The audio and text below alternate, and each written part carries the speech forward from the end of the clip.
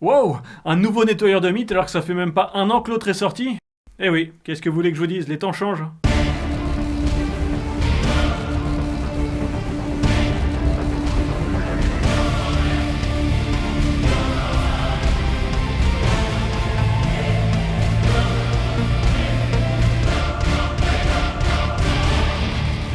Complotistes mes amours, bonjour.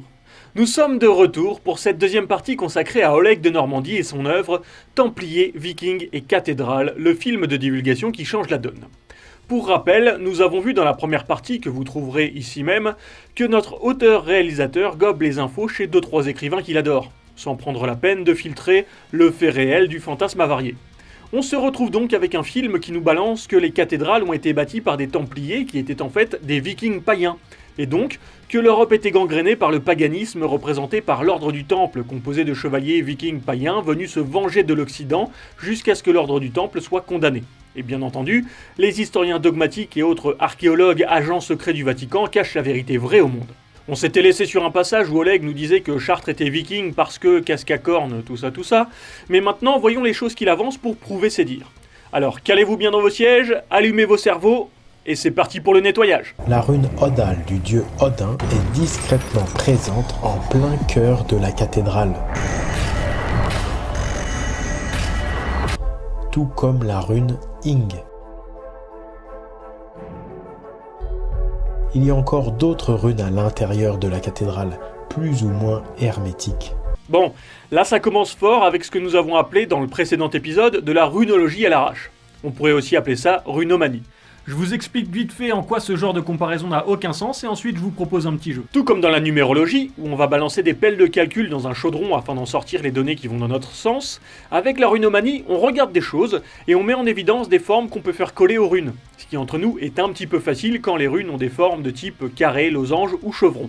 Ici, nous avons donc une étagère vendue à notre époque, et nous pouvons y voir plusieurs runes. Conan, qui représente le feu domestique, Izaz et Ingvaz. Et maintenant, à vous de jouer. Je vais vous montrer quelques autres photos et je vous laisse tester votre niveau de runomanie.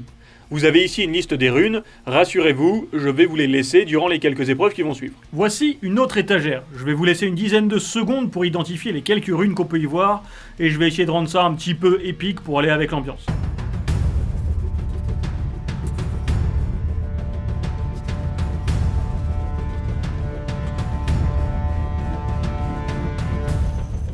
On enchaîne avec la seconde épreuve, le niveau est un peu plus élevé.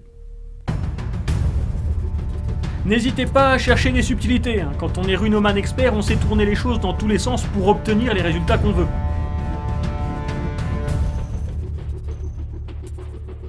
Et une dernière épreuve de niveau demi-dieu. Oui, je sais, ça paraît surprenant comme épreuve, mais n'est pas Odin qui veut non plus.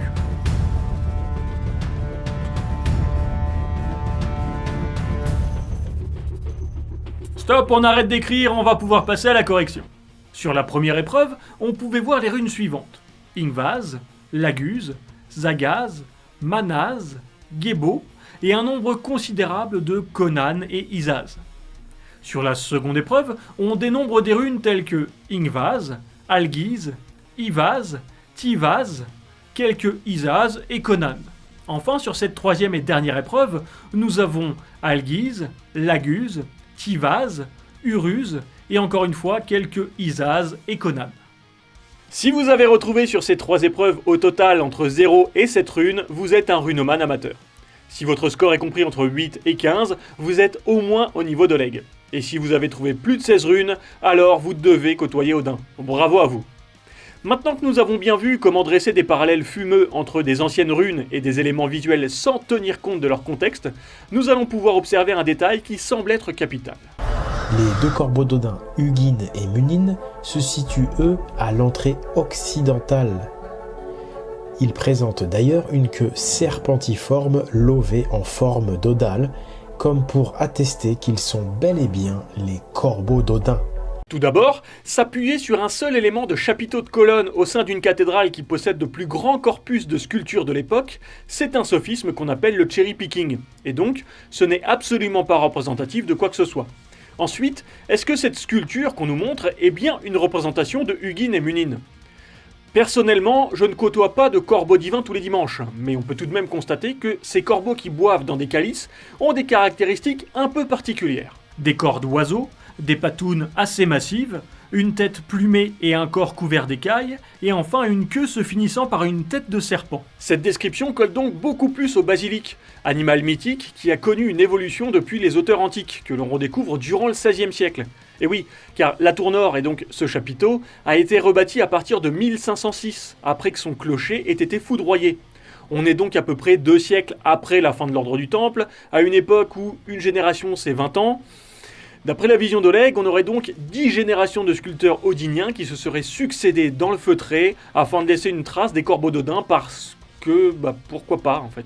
Mais bon, Oleg est habitué à des explications moisies, alors ne nous attardons pas plus sur ce sujet et filons donc vers un symbole mystérieusement trop étrange. Il y a le triskel qui symbolise les 3 vierges tisseuses, les 3 nornes. Il symbolise également Frigg. Oleg voit donc un triskel qui symboliserait les tisseuses dont Frigg serait la patronne. Reprenons les choses dans l'ordre. Le triskel est connu depuis fort longtemps. C'est un symbole très simple, dont on trouve des traces au tumulus de Newgrange, datant de 3200 avant notre ère, soit environ 4 millénaires avant que les Vikings ne débarquent. Donc, dire que le triskel symbolise les 3 Nornes et Frigg, d'un point de vue chronologique, c'est un peu abusé. Dans beaucoup de religions, dont certaines plus anciennes que celles de nos amis vikings, le triskel représente le trio qui domine le panthéon. Et c'est pas pour rien que l'église chrétienne se sert du symbole pour y calquer le sien de Panthéon. Quant à faire du triskel le symbole de Frigg, c'est basé sur rien d'autre que la parole d'Oleg. J'attends ses preuves, et si d'ici là j'en obtiens, on en reparlera. Dernier point, et non des moindres, les images de triskel montrées par Oleg de la cathédrale de Chartres proviennent du clocher nord-est, une reconstruction du XVIe siècle, achevée en 1516, soit près de 5 siècles après la fin de l'âge des Vikings. Comme quoi, quand on veut tout le temps voir des symboles pour aller dans notre sens, vaut mieux pas ratisser trop large au risque de se prendre les pieds dans le tapis. Il y a la trictra qui symbolise le lien entre les 3 tisseuses et Odin. Concernant la trictra, on est devant le même genre de biais, car la trictra c'est en quelque sorte le négatif d'un triskel ou d'une rosace à 3 branches. C'est un symbole qui, en effet, semble apparaître dans le monde germanique, mais au-delà de ça, rien ne rattache le symbole aux tisseuses ni à Odin. Vous noterez d'ailleurs que les tisseuses sont très nombreuses, mais on en connaît surtout 3. Donc pourquoi est-ce que les 3 Nornes devraient représenter 3 branches ? Et si on se focalise sur les 3, ajouter Odin serait mettre une 4e branche à cette trictra. Ça en ferait une quoi ? Une tétractra ? Comme nous l'avons vu dans l'épisode précédent, une civilisation, quelle qu'elle soit, a plutôt tendance à réutiliser les symboles, surtout quand ils sont simples et que leur forme peut coller à ce qu'on veut exprimer. La trictra a 3 branches, et sa forme colle parfaitement au trinôme Père, Fils et Saint-Esprit de la religion chrétienne. Pourquoi se priver de mettre ce symbole dans les monuments dédiés à cette trinité ? Ensuite, nous avons le zodiaque du portail nord de la cathédrale. Le zodiaque est considéré comme païen dans la religion judéo-chrétienne et n'a donc pas lieu d'être dans une église chrétienne. On peut en outre y voir un personnage cornu, autrement dit païen. Ici, on a 2-3 petites choses à dire. Premièrement, le zodiaque n'est pas considéré comme païen par l'église. L'astrologie par contre, oui. Essayer de lire le destin est associé aux augures et à de la magie, et ça, c'est interdit en effet. Mais le zodiaque, qui n'est qu'une manière de cartographier la voûte céleste en la découpant en portions du ciel, n'est en rien répréhensible. Dieu a créé les étoiles d'après l'Église. Pourquoi considérer qu'observer ces étoiles serait païen ? Cette généralisation abusive n'est là que pour appuyer le prétendu paganisme des cathédrales. Mais alors, pourquoi est-ce qu'on retrouve des zodiaques dans les sculptures des églises ? La réponse est double.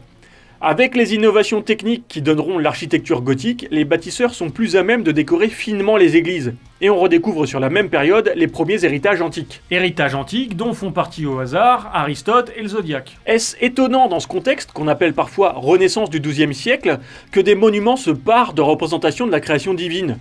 Ne dit-on pas sur la terre comme au ciel ? Et puis, qu'en est-il de ce personnage cornu ? Bien, il n'est pas plus païen que ça, puisque c'est simplement le diable qui met la foi de Job à l'épreuve. Comme quoi, c'est bien d'écrire des récits de SF à base de vikings atlantes qui voyagent jusqu'en Amérique du Sud, mais se renseigner sur les textes à l'origine de la fondation d'une religion quand on parle de monuments dédiés à ladite religion, ça pourrait aider à pas dire de conneries sur le sujet. Mais bon, voyons la suite, peut-être qu'on va enfin voir un petit peu de méthode. Oui, je sais, je rêve. Il y a les runes de l'horloge.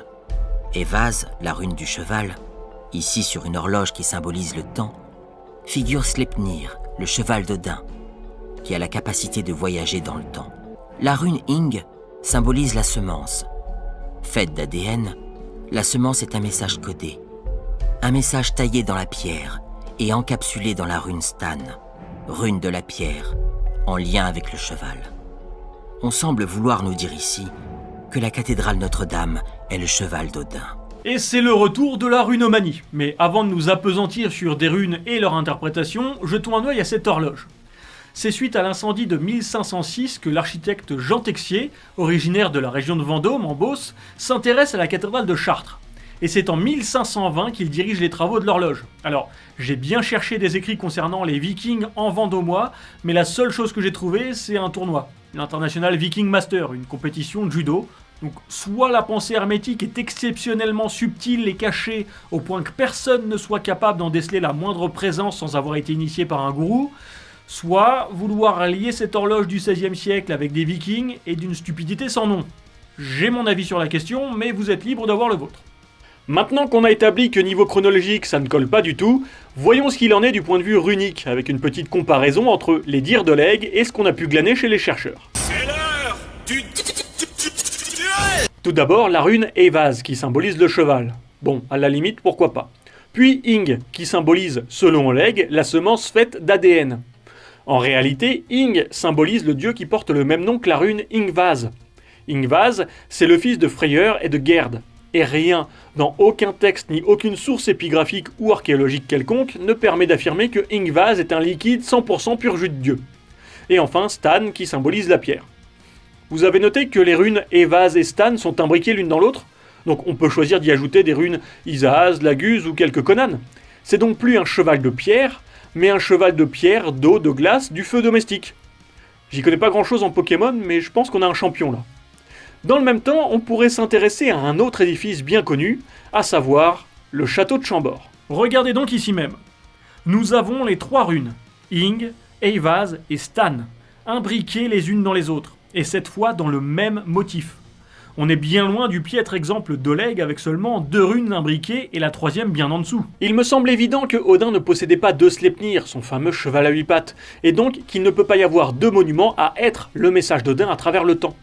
Chambord est donc un château viking, construit pour laisser un message divin et hermétique aux hommes, alors que Notre-Dame de Chartres est une contrefaçon vulgaire de ce message, destinée à tromper ceux qui croyaient croire correctement. Ou alors, et c'est ce que je vous recommande, on peut admettre que faire des formes géométriques dans la pierre ne veut absolument pas dire que ces formes sont significatives d'un message laissé par des bâtisseurs inconnus, dans une langue qu'ils ne maîtrisaient pas, à une époque où ces runes n'étaient plus utilisées, car la civilisation qui s'en servait ne donnait plus de signes de vie depuis plusieurs siècles. Avec l'argumentaire présenté ici par Oleg, on pourrait alimenter le pays pendant 30 ans en le plaçant dans un méthaniseur tellement c'est de la merde. Mais bon, place à la suite. Voici la tenue d'un grand godille odinien. Elle fut relevée pendant l'étude des sarcophages des grands prêtres odiniens, soigneusement gardés dans les souterrains de Chartres. Voici une Alwyn guérisseuse. On va faire simple. Cette étude des sarcophages de grands prêtres odiniens, elle est inventée de toutes pièces. Les souterrains de la cathédrale de Chartres, je suis prêt à ce qu'on m'y emmène, mais comme tout est visitable et qu'il n'y a aucun sarcophage dans les cryptes, ça servirait pas à grand chose. Cette étude de Maurice Guignard, elle est sortie en 1969. Et on aurait adoré qu'en 1969 la photographie existe. Bon, en réalité, cette étude, elle est disponible dans quelques bibliothèques en France, et en dehors de quelques dessins faits à la va-vite pour faire croire qu'il y avait des choses à étudier, on est dans un vide abyssal du point de vue de la méthode. Et si vous regardez bien, les photos présentées par Oleg, elles sont filigranées. Ça veut dire qu'il les a pompées sur le site qui les vend sans même les acheter. Est-ce que c'est un indice sur le fait que Oleg n'a jamais lu l'étude ? On pourrait le penser. Dans la religion celto-nordique, les Alwyn sont symbolisés par les déesses. Des déesses qui sont très souvent vierges, comme les 3 Nornes qui tissent le destin. Bon, affirmation un peu courte mais néanmoins capitale. Dans les religions nordiques, est-ce qu'il y a des Alwyn, des druidesses ? Eh bien, d'après toute la littérature actuelle, non. Chez les Vikings, il n'y a pas de prêtre en particulier, donc encore moins de druides ou de druidesses. Si l'on va voir plus loin, en y intégrant les religions celtes, on constate qu'il y a des druides, mais concernant les druidesses, on ne connaît que quelques exemples mythologiques qui pourraient expliquer qu'on dresse un parallèle entre les druidesses et les déesses. Cependant, les 2 déesses présentées par Oleg, Frigg et Freya, sont issues du panthéon nordique et n'ont absolument rien de celte. Et comme l'a démontré Casimir, c'est pas parce qu'on mélange des trucs qui séparément sont bons que le résultat sera forcément agréable en bouche. Frigg, c'est la femme d'Odin, et elle est aussi la mère de Balder et de Od. Probablement celle d'Hermod, qui est nommé fils d'Odin et frère de Balder. Donc au pire, elle a eu 2 fils. Freya, quant à elle, déesse nordique, a 2 filles, Hnoss et Gersimi. Alors quand on entend le narrateur, à travers la plume de l'auteur, nous dire que les Alwyn sont à l'image des déesses vierges, j'ai très envie de donner rendez-vous à Oleg dans un planning familial, ou dans un cours de SVT de 3e cycle, parce qu'il a d'énormes lacunes biologiques à combler là. 95% de l'intérieur de la cathédrale était peint et retranscrivait des scènes de Léda. Mais tout a été détruit par l'église romaine.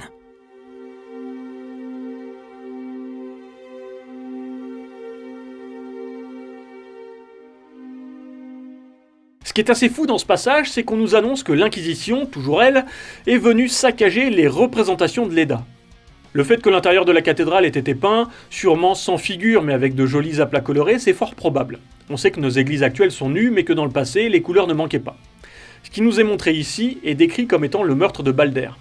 Est-ce vraiment ça qui est représenté ? Eh bien, comparons. C'est l'heure du duel. D'un côté, nous avons le meurtre de Balder, décrit dans l'Edda.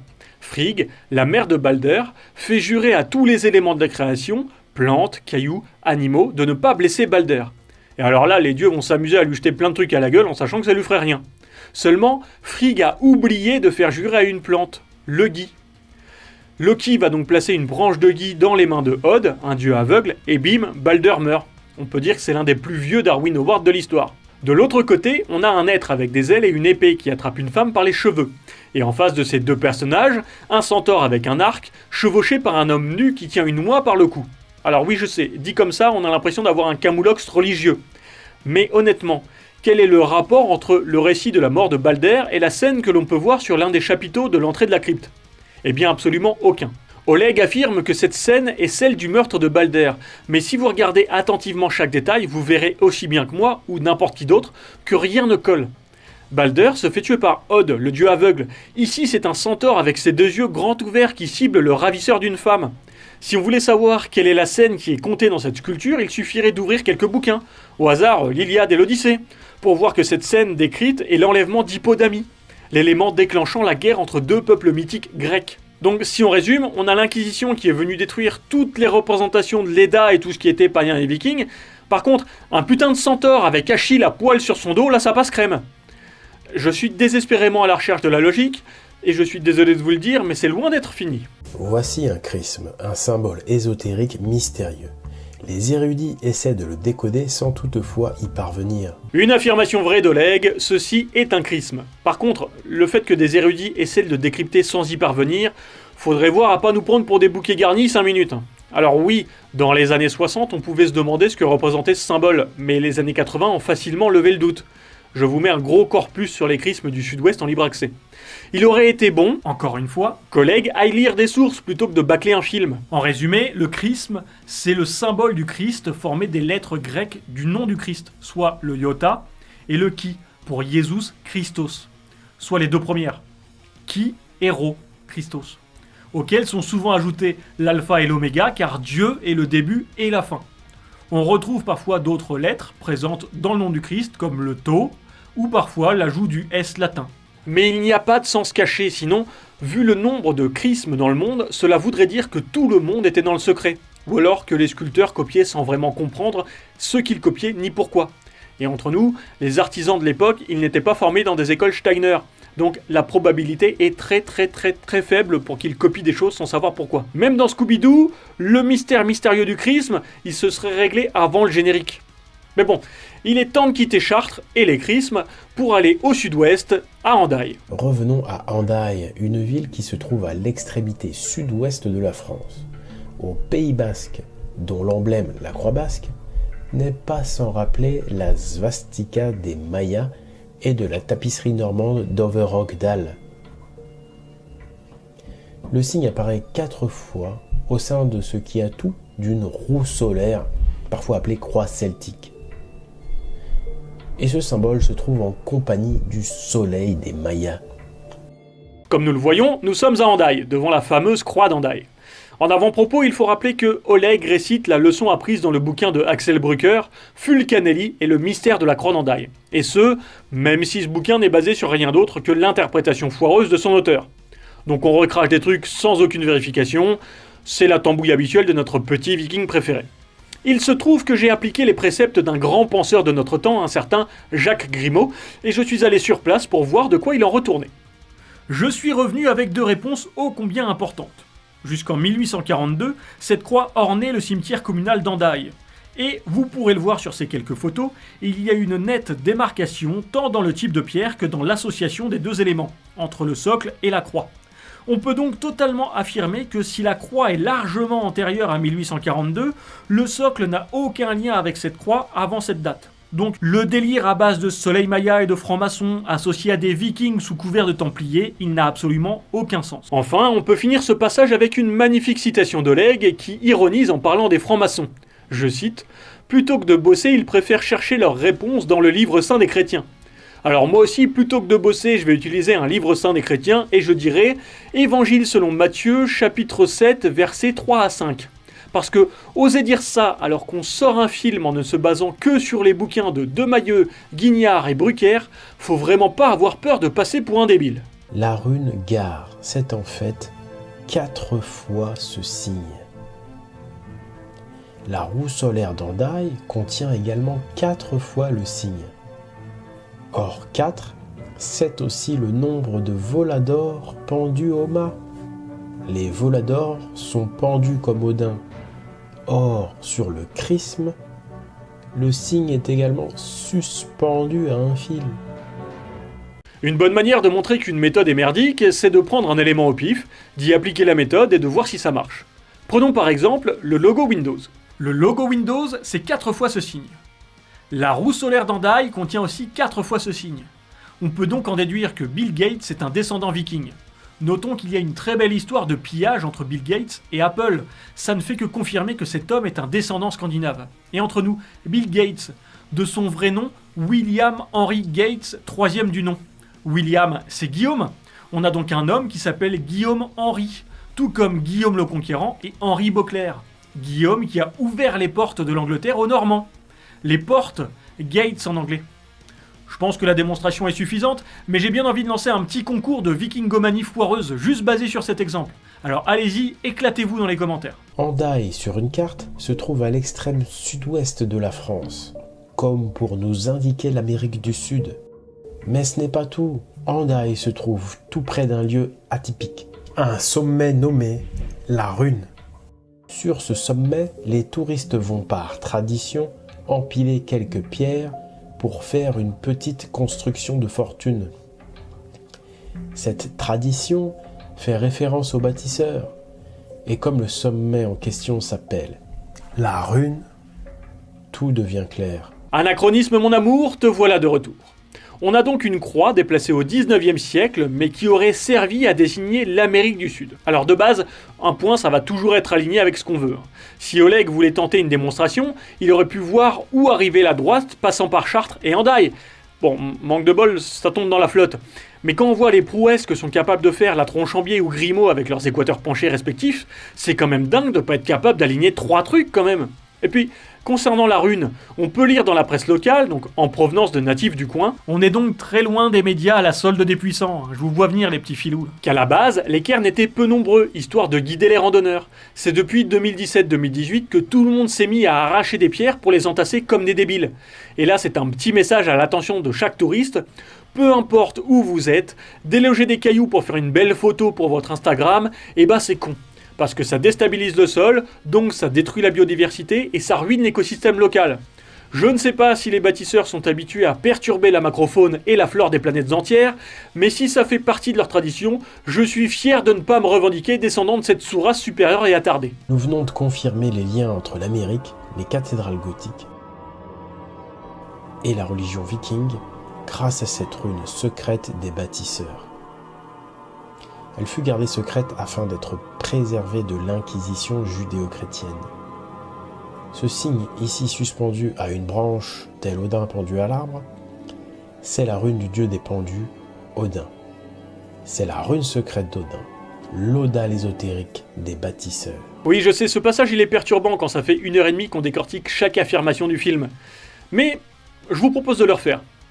Nous venons donc de confirmer les liens entre inculture crasse, idéologie néo-païenne scandinave et crédulité des masses. Ah, et ça passe mieux comme ça quand même. Mais bon, voyons de plus près cette rune secrète de bâtisseur. Le principal problème, c'est que cette odale ésotérique est une invention pure et dure. Si ce truc était une rune ésotérique, on n'en trouverait pas dans tout le monde antique alors que les Vikings n'existaient pas. On ne trouverait pas non plus ce symbole dans les temps médiévaux où on n'avait encore jamais croisé un seul raid scandinave. C'est dingue d'affirmer ça sans preuve avec autant de conviction. Avec une force mentale comme ça, c'est fort probable que petit, il devait faire rentrer les ronds dans les carrés en tapant dessus avec sa tête. J'ai pas d'autre explication rationnelle. Et en effet, le chrisme qui servit de blason aux Mérovingiens est complètement odinien. L'ossature du symbole tout d'abord, c'est la rune mère, la rune Agale, qui dans ce contexte symbolise l'arbre. Alors que la rune odale ésotérique symbolise à la fois Odin, suspendu à une branche, et le compas et l'équerre, donc les étalons de mesure. De l'autre côté de la potence est suspendue une balance qui symbolise les étalons de poids. Mais ce signe à droite ici fait aussi référence à Odin dans une grille de lecture gréco-latine. Bon, on va reprendre les choses dans l'ordre. Le chrisme, ici présenté, c'est pas du tout un symbole mérovingien. Les Mérovingiens, c'est la dynastie régnante du royaume franc du 5e au 8e siècle. Il est mérovingien dans le sens où il présente tout de l'art mérovingien. Il est finement ouvragé, il a des inclusions de grenades typiques de l'art du Haut-Moyen-Âge, mais en aucun cas c'est un quelconque blason mérovingien. Bien entendu, on va repartir dans la runologie de comptoir, avec une prétendue rune Agale ou Agalaz. Ce qui est marrant, c'est qu'il y a 3 époques d'écriture des runes, le proto-germanique, le vieil anglais et le vieux norrois. La seule écriture qui collerait avec ce collègue nous désigne correspond à peu près au vieux norrois. Cette écriture apparaît au XIe siècle, alors que le bijou ici présenté date de la fin du 6e, début du 7e siècle. Mais entre nous, qu'est-ce que c'est que 2 ou 3 siècles d'anachronisme pour notre petit viking ésotérique ? Au niveau de l'écriture, la rune Agalaz ne s'écrit pas avec une croix à 6 branches égales, mais avec une barre verticale 2 fois plus longue que les diagonales qui la traversent. Enfin, Agalaz symbolise la grêle, et absolument rien ne permet de rattacher cette rune à un quelconque arbre. D'autant que les runes scandinaves qui évoquent le bouleau ou l'if, elles existent. Pourquoi est-ce qu'on devrait inventer un truc qui n'a jamais été utilisé pour parler de quelque chose de connu par ailleurs ? La démonstration d'Oleg n'a aucun sens. La rune d'Odin, le fameux odale ésotérique, on en a parlé. Ça, c'est de l'étymologie niveau 6e qui a oublié de préparer son exposé et qui va tout taper à l'arrache dans le bus entre chez lui et son collège. La potence, c'est un oméga, on l'a vu précédemment ça aussi. Et Oleg a le culot de montrer le signe et de le mettre à côté de l'oméga minuscule et majuscule grec. Jamais ce signe n'a désigné Odin chez les Grecs, puisque le oméga est une lettre de l'alphabet, pas une rune à la signification interprétative. On termine ce court passage avec le R au-dessus du chrisme, dont Oleg n'a absolument aucune explication. Enfin, aucune explication qui colle avec ses croyances. Il va utiliser la fameuse technique du « Balek frère ». Mais bon, laissons de côté les méconnaissances de notre auteur concernant le Haut Moyen-Âge, et allons voir ce qu'il invente au sujet de l'Edda. Dans l'Edda, il est dit que le secret des runes se trouve sur les dents de Sleipnir et à sa sangle striée. Si Sleipnir symbolise la cathédrale, alors ces dents sont les combles. C'est bien là que l'on retrouve cette rune. Ici, sur la charpente de Notre-Dame de Paris, malheureusement partie en fumée en avril 2019. Pour voir où Oleg est allé piocher cette idée que les runes se trouvent sur les dents de Sleipnir et sa sangle striée, il suffit d'aller lire l'Edda. Avant de citer le passage qu'Oleg évoque, il faut savoir que c'est un chant provenant d'une Valkyrie qui va conter la manière dont sont nées les runes. Odin a demandé conseil à Mimir, le dieu le plus sage de tous. Alors la savante tête de Mimir parla pour la première fois, et énonça les runes véritables. Il demanda qu'elles soient gravées sur l'écu qui se tient devant le dieu brillant, sur l'oreille d'Arvakr, sur le sabot d'Alsvinner, sur la roue du char du vainqueur de Rugnir, sur les dents de Sleipnir et sa sangle striée, sur la patte de l'ours et sur la langue de Bragi, sur la griffe du loup et sur le bec de l'aigle, sur les ailes sanglantes et sur la tête des ponts, sur la paume de la délivrée et sur les voies du réconfort, sur le verre et sur l'or, dans les halles des hommes, dans le vin, le mou de bière et les sièges de repos, sur la pointe de Gugnir et sur le poitrail de Grani, sur l'ongle de la Norne et sur le bec du hibou. Vous le voyez dans ce passage, toutes les runes sont gravées un peu partout. Donc le secret des runes n'est pas spécialement sur Sleipnir. Sinon, ça voudrait dire que le secret des runes, il est aussi sur la patte de l'ours et dans le vin. Vu la consommation mondiale de pinard, ça ferait quand même pas mal de personnes initiées au secret des runes, non? Ensuite, nous avons vu qu'il n'y avait aucun lien entre une cathédrale et Sleipnir, quand bien même Oleg aurait tenté de faire un parallèle entre les runes de la cathédrale de Chartres et Sleipnir. Et là, d'un coup, comme ça, sans prévenir, on a Sleipnir qui est représenté par la cathédrale de Chartres, mais ses dents, c'est la charpente de Notre-Dame de Paris. Mais il n'en est pas de Sleipnir, il laisse ses dents dans un gobelet avant d'aller se coucher, ou comment ça se passe? Encore une fois, nous avons une démonstration du fonctionnement de la méthode d'Oleg. Il prend ses idées, il trouve un moyen de les faire coller à ce qu'il veut démontrer, il efface tout le reste, on met ça dans un saladier, on touille et on sert à température ambiante. Bon, je n'aborde pas la sangle striée parce que Oleg va en parler dans quelques instants. Et un petit conseil pour tous les amoureux des animaux et surtout les fans d'équitation, accrochez-vous bien parce que ce qui arrive va être un petit peu compliqué à encaisser. Les 8 pattes du cheval d'Odin y sont dessinées à l'aide de droites, comme pour nous indiquer des runes. Et tout près de ce qui serait sa sangle, on retrouve l'Odal classique et l'Odal secrète. J'avais prévenu, pour Oleg, là, on sangle le cheval. Manque de bol pour lui, il y a un cavalier sur le cheval, et donc, selon toute logique, ce cavalier, il est installé sur une selle. Celle sous laquelle il y a la sangle. Là où il n'y a pas de patte, en fait. Si j'étais amené à faire une balade en canasson avec Oleg, je veillerais à ce qu'il n'arnache pas lui-même l'animal, parce que j'aurais peur qu'il attache la selle à n'importe quelle autre partie pendante de la pauvre bête. Sinon, et pour être un peu plus sérieux, on a ici de la runomanie, et on pourrait aussi trouver dans ces lignes qui se croisent les runes Anzus, Gébo, Isas, Conan. Mais bon, je vous refais pas le topo, on a assez parlé de la facilité déconcertante avec laquelle on peut voir ce qu'on veut voir dans des formes géométriques. Et ce qui est très important, c'est que dans la ville de la première grande cathédrale gothique, Chartres, on n'oublie pas de saluer Odin et son destrier. J'ai mis ce court passage car au-delà du fait de saluer une cathédrale, geste que je trouve plutôt stylé puisqu'on prend plus vraiment le temps aujourd'hui de lever nos nez de nos téléphones, c'est surtout parce que Oleg nous dit que Chartres, c'est la première grande cathédrale gothique. La construction de la cathédrale de Chartres sous sa forme gothique a débuté en 1194 et s'est achevée en 1230. Et c'est ballot car en affirmant ça, Oleg passe sous silence la cathédrale de Sens, construite entre 1135 et 1164, ou celle de Noyon, construite entre 1145 et 1235. Je vous laisse vérifier les dates de pas mal d'édifices dont la construction a débuté bien avant celle de Chartres, mais ne nous attardons pas trop et filons voir le détail le plus important du film. On a quand même réussi à prouver ce que nous voulions. Et pour enfoncer le clou, les cathédrales Notre-Dame, elles sont quand même dédiées à une femme, une déesse. Or, aucune déesse n'existe dans les religions abrahamiques. Est-ce que réussir à prouver ce qu'on veut, c'est faire de la recherche ? Admettons que je fasse une recherche sur mine et métallurgie des non-ferreux en Alsace du Haut Moyen-Âge au XVIe siècle. Les faits actuels et l'état de la recherche montrent ce que nous savons. Et à ce sujet, nous nous devons de connaître ce qui s'est fait avant de poser des hypothèses. Une fois cet état de la connaissance fait, je cite, « Ce constat nous conduit à l'hypothèse que les affleurements, c'est-à-dire les tracés en surface, des filons principaux que jalonnent une cohorte dense de tas de résidus, notamment les haldes du XVIe siècle, qui à première vue paraissent masquer toute lisibilité de vestiges antérieurs, dans des quartiers à forte densité de déchets, des haldes peuvent en cacher d'autres, ou cacher d'autres types de vestiges. Pour répondre à cette question, nous pouvons étudier les faits, et en l'occurrence fouiller en archéologie, et ainsi apporter une réponse. Voilà comment se passe une recherche scientifique. On ne dit pas « les déchets cachent des vestiges et nous allons le prouver ». Je pense que vous comprenez facilement la nuance entre la méthode scientifique et la recherche façon chercheur de vérité. Et ce que je viens de citer, c'est un extrait d'un programme collectif de recherche sur lequel j'ai fouillé et que je vous mets en description. Ensuite, que dire du fait que Notre-Dame soit, pour Oleg, une déesse ? Est-ce que la cathédrale Saint-Pierre d'Angoulême est dédiée à un dieu ? Bah non. Alors pourquoi est-ce qu'une cathédrale Notre-Dame serait dédiée à une déesse ?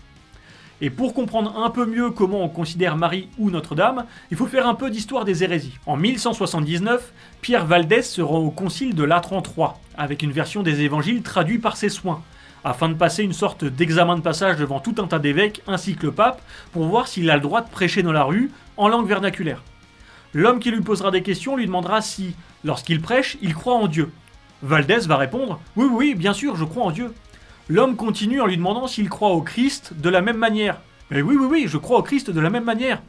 Est-ce qu'ils croient en Marie au même titre que Dieu, le Fils et le Saint-Esprit? Mais oui, je crois en Marie au même titre que le Christ, Dieu et le Saint-Esprit. Et là c'est dommage parce que c'est vraiment en dehors du dogme, ce qui fait que les Vaudois, ainsi que Valdès, vont être considérés comme un groupe hérétique à la suite de ce concile. Donc, en 1179, on a la preuve que c'est admis par l'Église que Notre-Dame n'est pas une déesse. Elle est la mère du Christ, et on peut se tourner vers elle en lui adressant des prières comme auprès de n'importe quel saint, mais elle n'est pas divine. Enfin, et si l'on reprend la liste utilisée lors du premier épisode, si les 59 cathédrales françaises dédicacées à des saints masculins, ça ne veut pas dire que les cathédrales ont été érigées en l'honneur de Dieu, les 39 cathédrales dédicacées à une femme ne sont pas en l'honneur d'une déesse. L'affirmation que suit Oleg a une logique simpliste, mais basée comme le reste de ses croyances sur absolument rien de concret ni de valable. Mais il est temps d'attaquer la dernière ligne droite concernant la vision romancée de ce qu'était la Normandie médiévale pour Oleg. Les royaumes chrétiens sont beaucoup plus peuplés et représentent une menace pour la Normandie. Pour calmer les ardeurs belliqueuses du voisin chrétien, les loges druido-odiniennes ont une idée. Créer un ordre de chevalerie qui pourrait jouer le rôle d'intermédiaire entre les deux mondes. C'est l'ordre des Templiers. Et on est parti pour un cours d'histoire de niveau lycée 3e cycle. Le film nous dit que nous sommes en l'an 1100. Nous devons donc définir les rapports de force de l'époque. En 1100, les royaumes chrétiens que sont le royaume franc, le Saint-Empire romain germanique et l'Angleterre sont sans doute plus peuplés que la petite Normandie. Dans le royaume de France, on est au cœur d'un système féodal bien en place avec quelques grandes familles qui gagnent et perdent en influence en fonction des mariages et des expéditions militaires. Il ne faut pas oublier que le duc de Normandie c'est aussi le roi d'Angleterre. Et cette double casquette fait qu'il y a des conflits entre l'Angleterre et la France, et la Normandie et la France. Mais ces conflits ne peuvent pas être associés au fait que l'entité anglo-normande serait odinienne. Par contre, on sait que depuis qu'elle a gagné l'Angleterre, la dynastie de Guillaume le Conquérant, elle teste le roi de France en permanence, notamment dans le Vexin. Et c'est pas pour rien que le roi de France fait construire une série de fortifications pour protéger la région. Alors, le Vexin, c'est cette zone-là. Et si elle est si convoitée, c'est simplement parce que c'est un grenier à blé pour quiconque le contrôle. Et quand je parle de blé, je parle bien des céréales. N'allez pas y voir des mines d'or et d'argent. En 1097, Louis VI part en guerre contre Guillaume II le Roux pour défendre le Vexin. Et après son accession au trône, il va se défendre contre tout un tas de nobles qui cherchent à tester les limites tout en gagnant des terres. Donc, effectivement, il y a de grandes tensions dans le royaume de France, mais pas spécialement plus entre les Normands et le roi qu'entre le roi et n'importe lequel de ces nobles un peu puissants. En 1119, Henri Ier Beauclerc, roi d'Angleterre et duc de Normandie, met une sacrée peignée au roi de France à la bataille de Brémule. Donc, faire un bout de film pour dire que les pauvres Normands devaient calmer les ardeurs des voisins, alors qu'à l'époque, le royaume anglo-normand, militairement, il a le vent en poupe, ça n'a absolument aucun sens. Ajoutons à ça que l'ordre est créé pour servir d'intermédiaire entre la Normandie païenne et le royaume de France. C'est Oleg qui nous le dit dans son film. L'ordre est créé en 1120. Alors pourquoi est-ce qu'il y a toujours un conflit entre la Normandie et le royaume de France en 1124 ? Ce qui va inciter Henri V de l'Empire germanique à lever une armée pour venir aider son beau-père. À quoi servent les Templiers s'ils ne sont pas capables d'assumer le rôle que Oleg leur donne ? Eh bien tout simplement parce que l'ordre du Temple n'a jamais été créé pour servir d'intermédiaire. D'autant que ces deux fondateurs, ils viennent de Champagne. Alors ce qui se passe en Normandie, c'est pas vraiment leur problème. Encore une fois, c'est une affirmation qui sort de nulle part, balancée juste pour confirmer les dires de notre désinformateur préféré. Il propose alors aux chrétiens de bâtir des cathédrales mixtes, où les deux cultes, odinien et chrétien, pourraient être librement pratiqués. Le royaume des Francs, quant à lui, bénéficiera de l'embellie économique due à l'injection de la monnaie d'argent à travers les chantiers de cathédrales. Non mais là j'hésite entre deux réponses à ce passage. Parce que d'un côté j'ai envie de demander des sources qui permettent de dire ça sans sourciller, et de l'autre j'ai juste envie de dire « Il faut arrêter de dire de la merde !» Non parce que moi aussi, je vais aller dire que le royaume de France a décidé dans un accord secret avec les ducs de Normandie de dissimuler les prophéties qui vont annoncer le naufrage du Titanic. Bah ouais, les Normands c'est des bons navigateurs, donc ils le savaient forcément. Et là je l'assume, mon affirmation elle est pas moins stupide que celle du film. Mais elle a le mérite d'utiliser exactement la même méthode. La même absence de méthode. On vous raconte une fiction. La seule différence, c'est que la mienne ne va pas alimenter des fantasmes suprémacistes païens. On pourrait revenir aussi sur le royaume franc qui profite de l'embellie économique liée au chantier des cathédrales. Non, parce qu'une cathédrale, ça ne rapporte pas d'argent. C'est un investissement énorme, mais ça ne change absolument rien à la richesse du royaume, parce que la fiscalité, elle est gérée exactement de la même manière. Les zones dans lesquelles les pauvres sont taxés ne changent pas, et la notion d'économie du royaume ne doit pas être étudiée du seul point de vue du métal. C'est l'économie générale du monde médiéval qui évolue avec la naissance des industries ou proto-industries, un nouvel essor du commerce avec les croisades, l'invention de la banque en Italie. L'essor économique, c'est pas le résultat d'un facteur unique, et encore moins du seul facteur dont on n'a absolument aucune preuve pour l'étayer. Mais bon, gardons espoir, peut-être que le dernier argument de cette session aura une once de crédibilité. On se souvient en effet que pendant la période templière, Saint Louis possédait une bague odinienne et rendait la justice sous un chêne, une coutume celto-viking. Bon, on va pas se mentir, je commence à en avoir marre d'espérer pour rien à chaque fois. Est-ce qu'on se souvient que Saint Louis avait une bague odinienne ? Eh ben pas vraiment. On n'en trouve nulle part de description, ni un élément de joaillerie qui puisse laisser penser que Saint Louis aurait possédé une bague odinienne. D'ailleurs, une bague odinienne, fondamentalement, ça veut rien dire, parce que tous les symboles que Oleg identifie comme odiniens, n'en sont pas. Oui, Louis rend justice sous un chêne, mais c'est pour être à l'image du roi Salomon. Ça n'a absolument rien à voir avec une prétendue coutume celto-viking. D'ailleurs, si on cherche un petit peu la manière dont la justice était rendue par les Celtes ou par les Vikings, on n'a aucune présence d'un chêne auprès duquel on devait rendre justice. Je pense que ce court passage de liaison entre deux parties du film démontre bien que chaque chapitre s'articule sur des arguments qui ne reposent sur absolument rien de concret. C'est un beau roman, c'est une belle histoire, qu'on choisit de croire ou pas, mais si on veut prendre le temps de la vérifier, on se rend vite compte que rien ne tient debout. Encore une fois, je vous remercie d'avoir tenu bon jusqu'ici et je vous invite à vous abonner et à venir faire un tour dans les commentaires. J'en profite pour remercier toutes les petites mains qui m'ont aidé, notamment Alexis Sédou, et je vous confirme qu'on va se retrouver, parce que la fin de ce film est sincèrement inquiétante, et nous glisserons tout doucement vers des dérives sectaires des plus insidieuses. Je vous souhaite de garder un esprit critique bien aiguisé, de ne pas vous laisser avoir par des charlatans, et je vous dis à aussi vite que possible pour un prochain nettoyage. Ciao.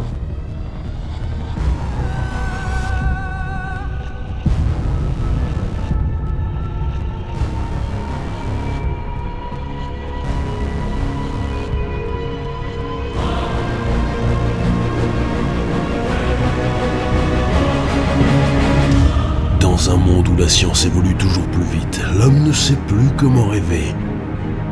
Aidé par la facilité de communication sur les réseaux, le mal tente de se jouer de la crédulité des masses, en vendant à tour de bras des fantasmes et des hypothèses venues d'ailleurs. Face à ce crime contre la communauté scientifique, il existe un homme. Sa mission ? Réduire à néant les complots et les mythes. Il est le nettoyeur de